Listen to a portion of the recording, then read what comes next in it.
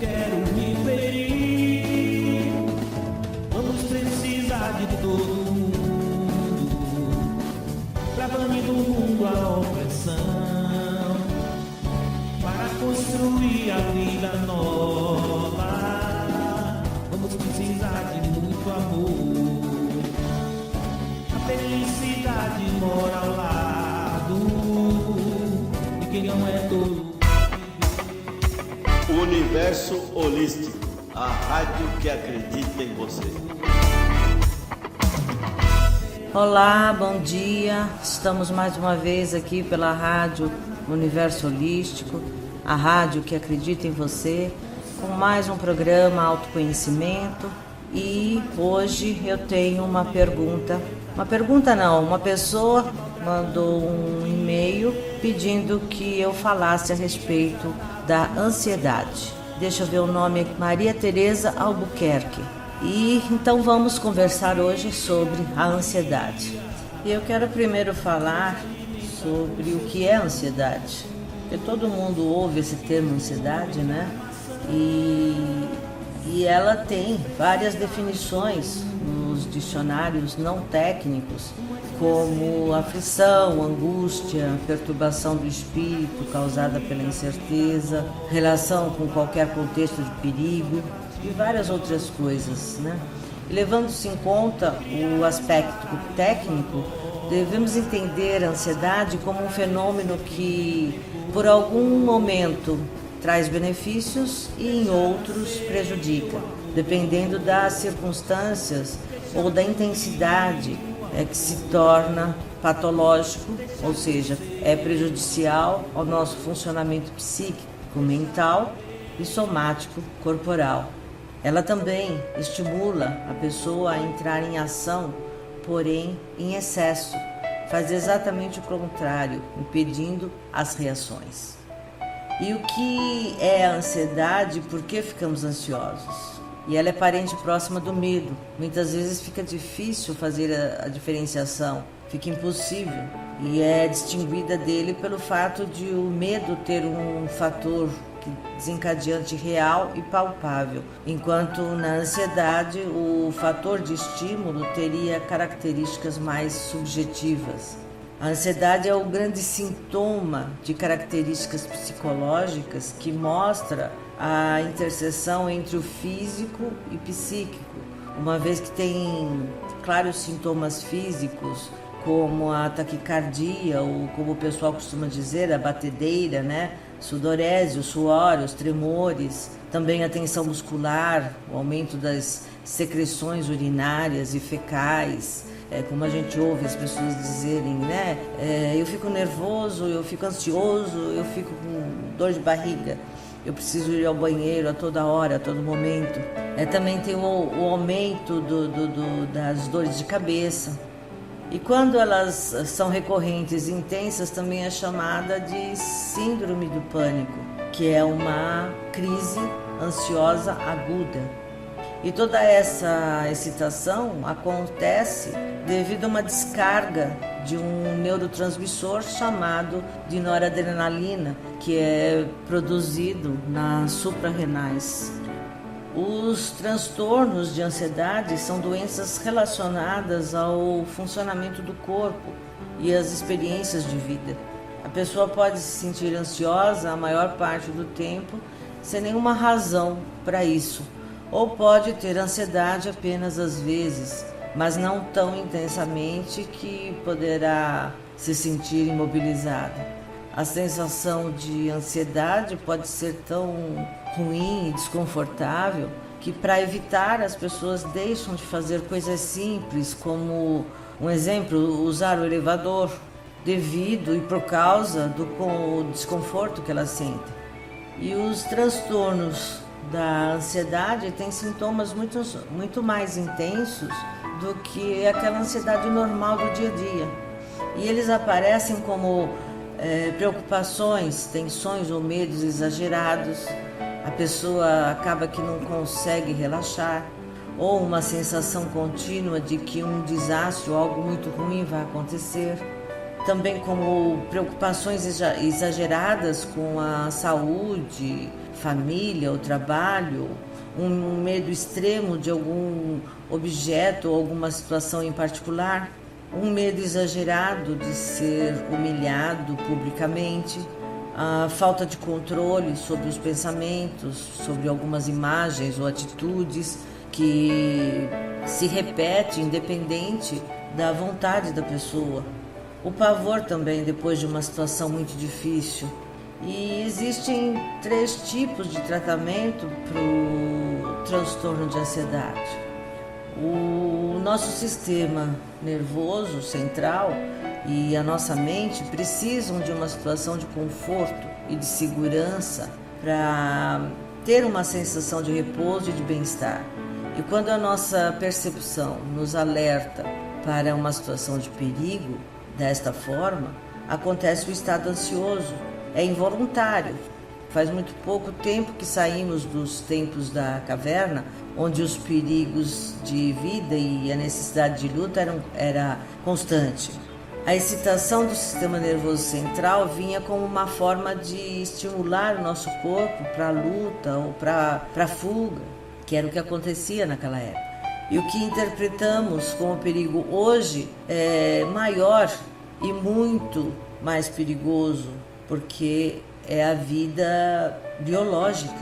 Pode ser como perda de status, de conforto, poder econômico, perda de amizades, também de privilégios, algumas vantagens que tinha e pode ser perdida ou ainda não perdeu, mas tem a sensação de que pode perder. Possibilidade de concretizar interesses, de vaidade, são várias situações, fatores mais do que suficientes, em muitos casos, para disparar o estado ansioso, disparar o gatilho para a ansiedade.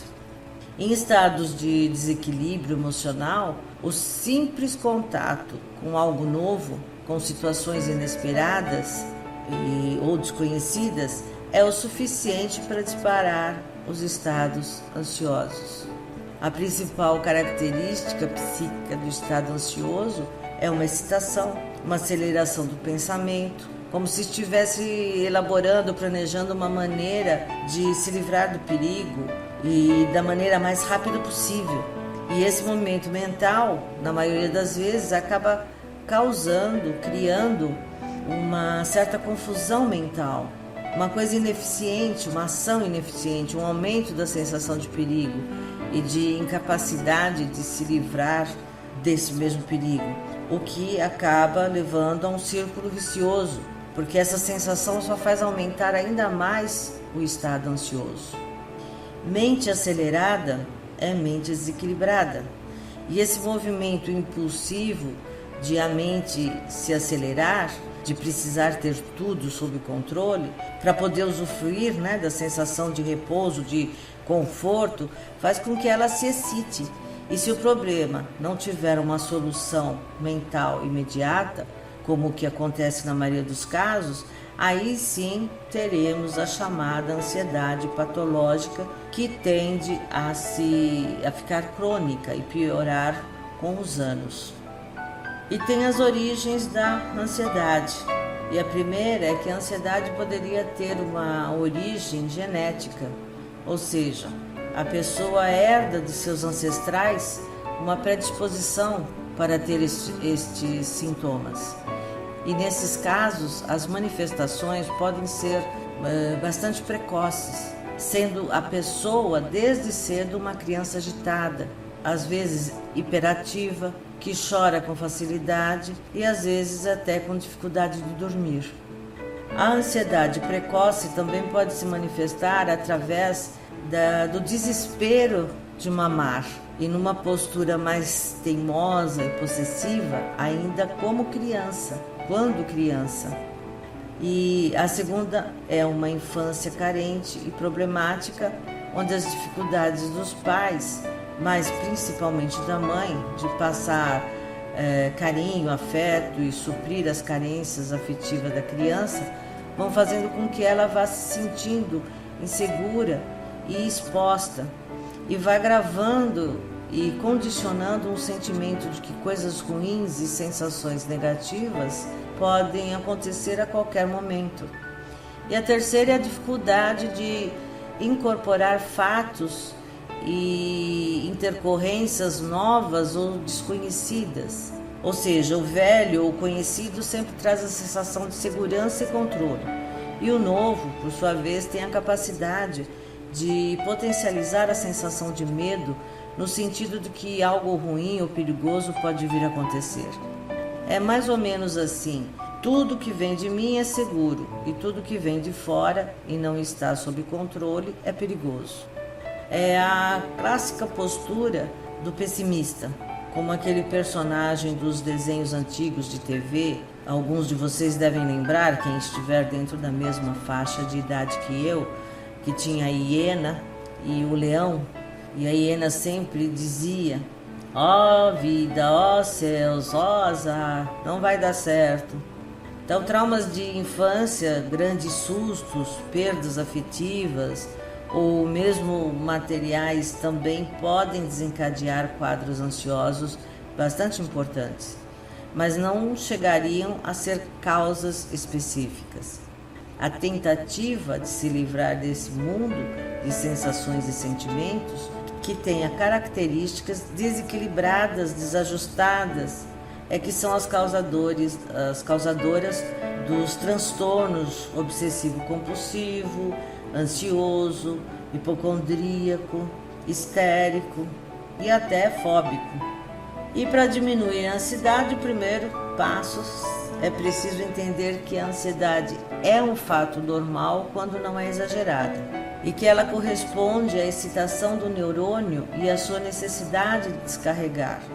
Ela normalmente é desencadeada quando a pessoa entra em contato com situações novas e desconhecidas ou quando a situação tem alto valor afetivo. Para poder combater, o primeiro passo é identificar.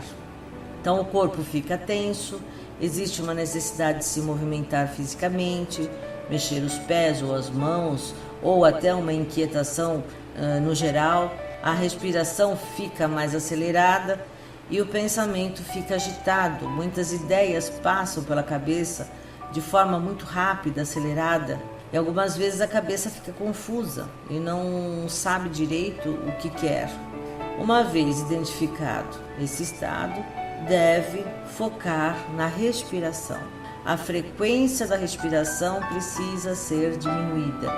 Deve expirar lentamente e encher o pulmão em mais ou menos 75% e em seguida deve expirar e tirar todo o ar do pulmão, também de forma lenta. A respiração tem a capacidade de controlar o corpo e a mente. E esse tipo de exercício deve ser feito pelo menos 10 minutos e deve tentar manter a cabeça vazia. Os pensamentos precisam sair da mente junto com o ar expirado.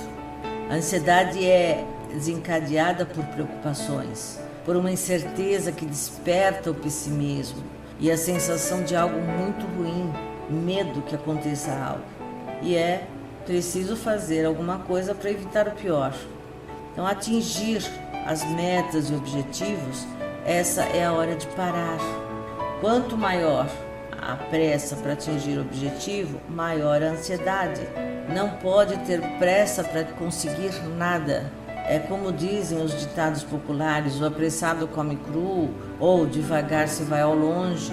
É lógico que não vamos deixar ou abrir mão dos objetivos, mas é preciso que ele seja atingido quando possível e necessário no aqui e agora, no plano real e não na cabeça, o que acaba por proteger a ação e não as ideias. Portanto, as ideias servem para orientar e não para acelerar. Esvazie a cabeça quando estiver ansioso e confie que de forma lenta você vai chegar num ponto de proteção. Abra mão mentalmente da sua meta, do seu objetivo por um tempo, só até recuperar o equilíbrio. Mais uma vez eu repito, mente acelerada é mente desequilibrada. Cuide da sua respiração, esvazie sua cabeça. No final dos 10 minutos, provavelmente você vai estar mais tranquilo, menos ansioso.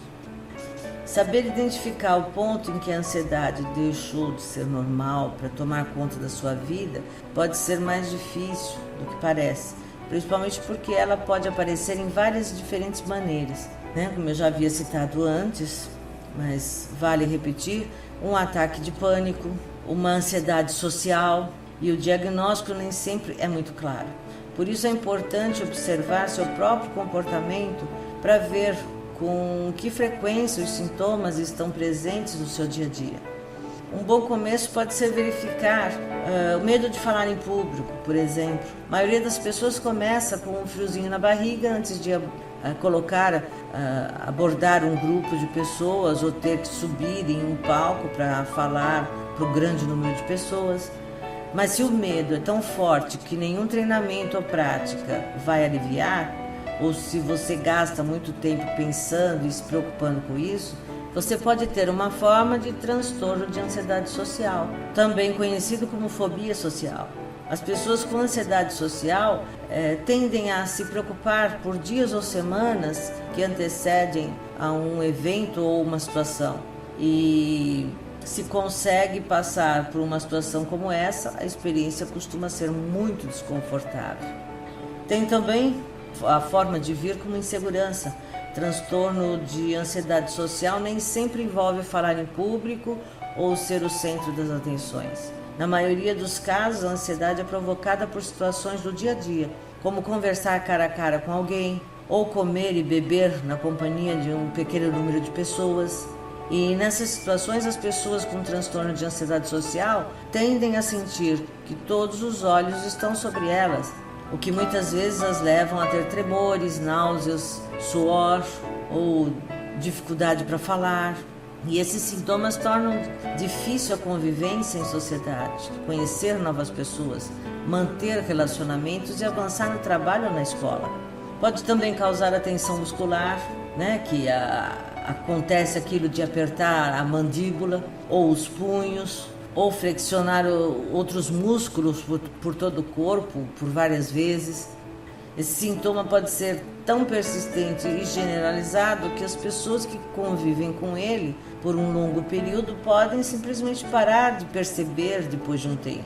Pode também ter problemas para dormir, a dificuldade em pegar um sono ou conseguir dormir por algumas horas consecutivas. Pode estar associado a uma grande variedade de condições de saúde, física ou psicológica. E claro, não é comum ficar se revirando na cama antes de uma entrevista de emprego, por exemplo.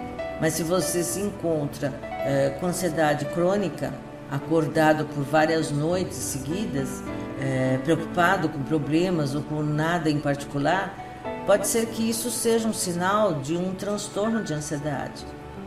Segundo algumas estatísticas, metade das pessoas com transtorno de ansiedade tem sérios problemas para dormir. Também preocupações excessivas. A marca registrada do distúrbio de ansiedade é se preocupar demais com tudo, inclusive com assuntos que não merecem a sua atenção. Mas o que é demais nesse caso? Bom, significa ter pensamentos persistentes ao longo dos dias, semanas, meses, a respeito de um mesmo assunto, a ponto de ficar praticamente obcecado por aquilo e deixar toda essa preocupação interferir no seu dia a dia. O que diferencia um transtorno de ansiedade de uma ansiedade normal é se suas emoções estão causando muito sofrimento. Tem também o outro lado, que é o perfeccionismo. O comportamento mimado e obsessivo, conhecido como perfeccionismo, é um sintoma que anda de mãos dadas com o distúrbio de ansiedade. Perfeccionismo é especialmente comum no transtorno obsessivo-compulsivo, que tem sido visto como um transtorno de ansiedade. E os comportamentos compulsivos podem ser tanto mentais, quando a pessoa fica repetindo para si mesma, quanto físicos, roer as unhas, por exemplo.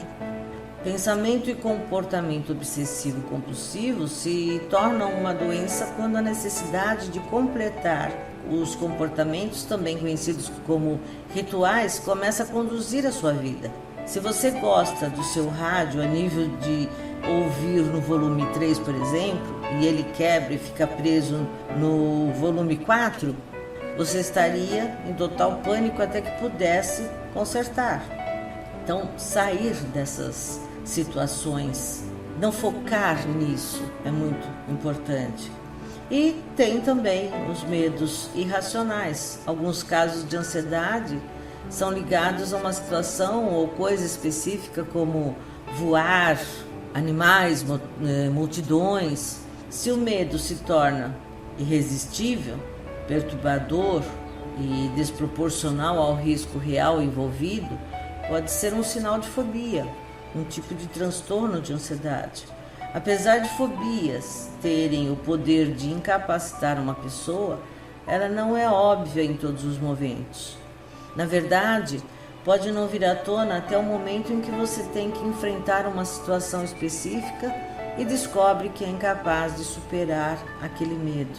Uma pessoa que tem medo de cobras pode passar anos sem ter um problema, mas de repente seu filho quer ir acampar e ela percebe que precisa de tratamento, porque vai surgir o medo cobras. E o chamado pânico. Os ataques de pânico podem ser aterrorizantes.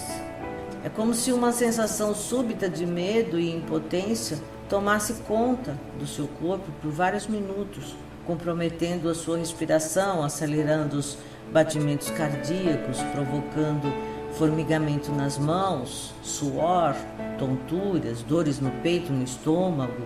Nem todo mundo que tem um ataque de pânico tem um transtorno de ansiedade, mas as pessoas que já viveram isso por várias vezes podem ser diagnosticadas com o chamado transtorno do pânico. Se você verifica qualquer um desses sintomas de ansiedade na sua vida, talvez seja a hora de procurar um médico, um profissional, um terapeuta. A ajuda especializada é fundamental para saber qual é o tratamento mais indicado, no seu caso, para que você, com o tempo, aprenda a controlar seus ânimos e não mais ficar recebendo ordem deles. Somente um médico pode dizer qual é o medicamento mais indicado para o seu caso, também como a dosagem correta e a duração do tratamento. Siga à risca a orientação do médico. Nunca se automedique. Não interrompa o uso de um medicamento sem consultar um médico.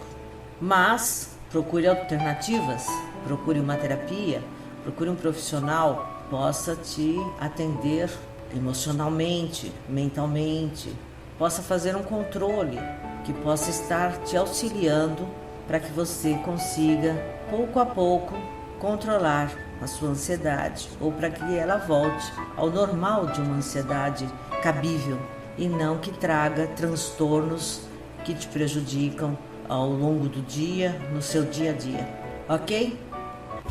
Então eu acho que falei um pouquinho a respeito, deu para esclarecer um pouco mais a respeito da ansiedade, falei sobre os sintomas, espero ter auxiliado e espero que a minha ouvinte aí tenha gostado das colocações. Quero pedir a vocês, aqui embaixo no vídeo, em algum local aqui, me parece que do lado esquerdo, tenha o local para você se inscrever. Inscreva-se no nosso canal, faça valer a pena os nossos programas, que possamos estar ajudando mais e mais através das ferramentas que vamos recebendo para ajudá-los ou para conversarmos aqui nos nossos programas. Até o próximo programa. Minha gratidão, amor e luz sempre. E quem não é tolo pode ver a paz da